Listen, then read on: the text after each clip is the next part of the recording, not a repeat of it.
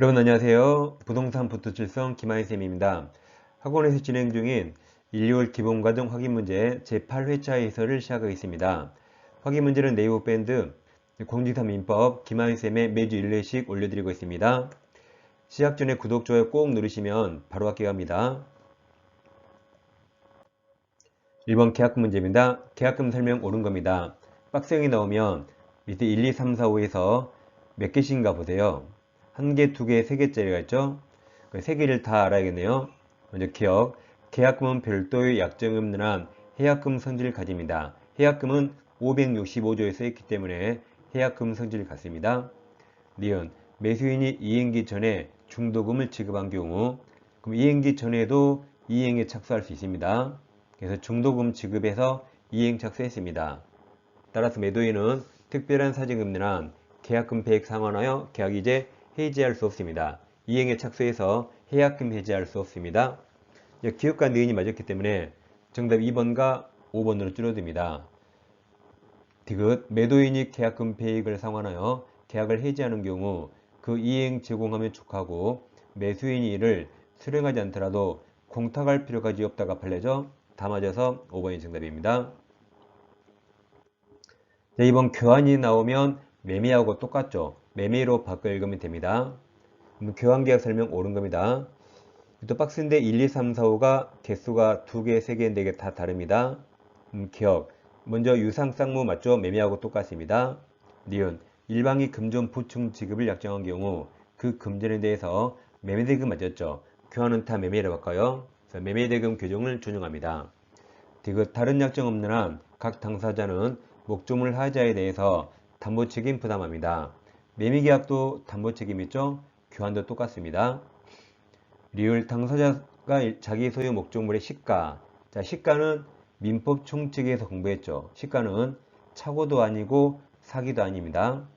그래서 시가를 목비하여 상대방에게 고지하지 않은 경우 특별한 사정이 없는 한 상대방 의사결정에 불법적 간섭, 이게 기망 사기죠. 기망한 것으로 다 틀렸죠? 기망 사기 아니라 그랬죠? 그래서 정답은 3번입니다. 자, 3번 임차인의 부속물 매수 청구권. 이건 강행 규정이죠. 그리고 유익비 상환 청구는 임의 규정입니다. 설명 옳은 겁니다. 1번. 유익비 상환 청구권은 임대차 종료 시, 이게 정답이네요. 필요비는 제출한 즉시 유익비는 종료 시입니다. 2번. 부속된 물건이 임차물에 구성 부분으로 일체가 된 경우 독립성이 없네요. 특별한 사정이 없는 한 부속물 매수 청구권 대상이 될 수 없죠. 부속물 매수 청구는 독립성 있는 거야 됩니다. 여기 구성 부분이라 독립성이 없으니까 인정되지 않습니다. 3번이 강행 규정이죠. 임대차 기간 중 부속물 매수 청구권을 배제가 포기죠. 배제하는 당사자 약정은 임차인에게 불리함으로 무효가 됩니다. 3번 일시사용을 위한 것임이 명백한 임대차의 임차인은 부속물 매수는 청구할 수 없습니다. 5번 유익비는 제일 끝에 6개월, 6개월이죠? 6개월 내에 행사됩니다. 정답 1번이었습니다. 4번 임차인의 부속물 매수 청구권 설명 틀린 겁니다. 그럼 부속물 매수 청구는 건물 임차인이라는 거죠. 1번 토지가 틀렸네요. 토지 임차인은 지상물 매수를 청구하죠. 그리고 건물 임차인이 부속물 매수입니다. 답이 허망하게 1번에 있네요. 자, 2번 임대인으로부터 매수한 물건 부속 경우도 인정되는 거죠. 그러니까 부속물 매수는 임대인 동의 얻었거나 임대인으로부터 매수한 물건이어야 됩니다.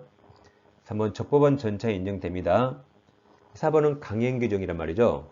이를 인정하지 않는 약정으로 임차인에게 불리한 건 무효이다 맞았죠. 효력이 없다가 무효입니다. 5번 오로지 임차인의 특수 목적을 위해서 부속된 물건은 매수 청구 대상이 되지 않습니다. 부속물은 물건 자체에 객관적 편익이 있어야 됩니다. 5번처럼 오로지 임차인의 특수 목적에 필요하다면 객관적인 편익이 없기 때문에 매수 청구 대상이 될 수 없습니다. 정답은 1번 쉬운 데 있었습니다. 5번 임차인 갑이네요. 사람을 줘야 돼요. 임차인 갑이 임대인 을에게 지상물 매수 청구권 행사하는 경우 설명 옳은 겁니다. 1번 임차인 갑의 매수 청구가 유효하려면 임대인 승낙 필요 없죠? 동의 요하지 않습니다. 이번 건축 허가를 받은 건물이 아니라도 즉 무허가네요. 그래도 임차인 갑은 매수 청구 가능합니다. 3번 임차인 갑 소유 건물이 임대인 을이 임대한 토지와 다음 제3자 소유네요. 제3자 소유 토지에 걸쳐서 건립된 경우 임차인은 건물 전체에 대해서 매수 청구할 수 없습니다. 이때는 임차한 토지에 서 있는 부분에서 구분 소유 객체가 될 때 가능하고 전체 X. 4번 임대차가 임차인 갑의 채무 불이행 때문에 기간 만료 전에 종료하면 이때는 매수 청구할 수 없습니다. 기간 만료해야 되죠. 이처럼 채무 불이행이면 X입니다. 정답이 4번이고 5번 임차인 갑은 매수 청구 행사에 앞서 임대차 계약 갱신을 청구해야 되죠. 갱신을 청구해야 됩니다. 그리고 거절당했을 때 매수 청구하는 거죠. 정답 4번입니다. 6번 토지 임차인에게 인정될 수 있는 권리가 아닌 거. 아까 1번 부속물 바로 나오네요. 부속물입니다. 7번 을은 갑소유 건물 전체를 임차하고 있던 중 임대인 갑 동의를 얻었습니다. 동의 얻어 이를 다시 병에게 전대하였습니다. 틀린 겁니다. 1번 전차인 병이 건물 사용 편익을 위해서 갑동의 맞아요.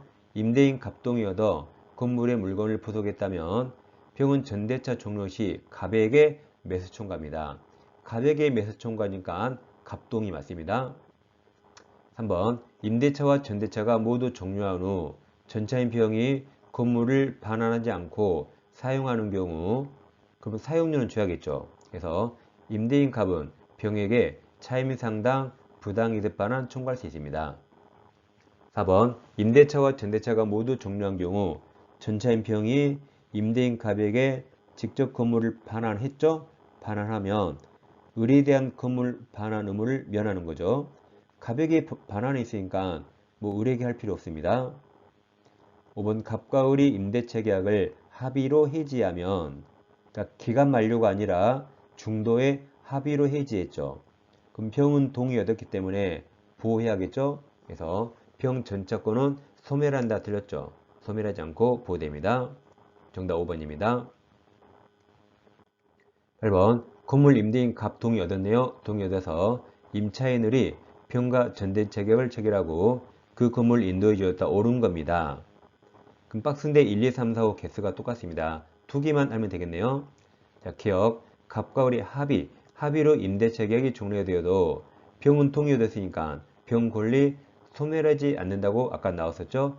기억은 맞았습니다. 정답이 1번과 2번 줄여지네요. 일단 니은은 볼 필요 없죠. 1번, 2번에 니은이 없잖아요. 그래서 자, 디귿 임대차와 전대차 기간이 모두 만료된 경우 병은 건물을 갑에게 직접 명도하면 을에 대한 건물 명도물 면한다 그랬죠?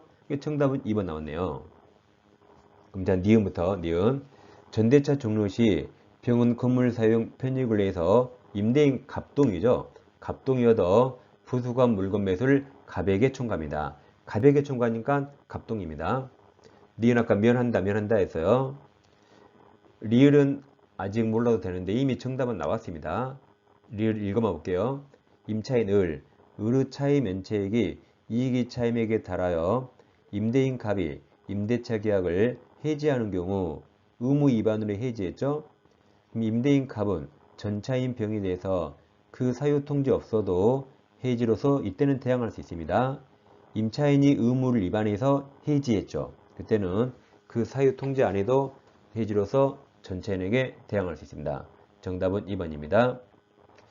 자, 올해 1월, 2월도 수고 많으셨습니다. 네, 3월달부터 다시 주간민법을 좋은 문제로 진행하겠습니다. 자, 감사합니다.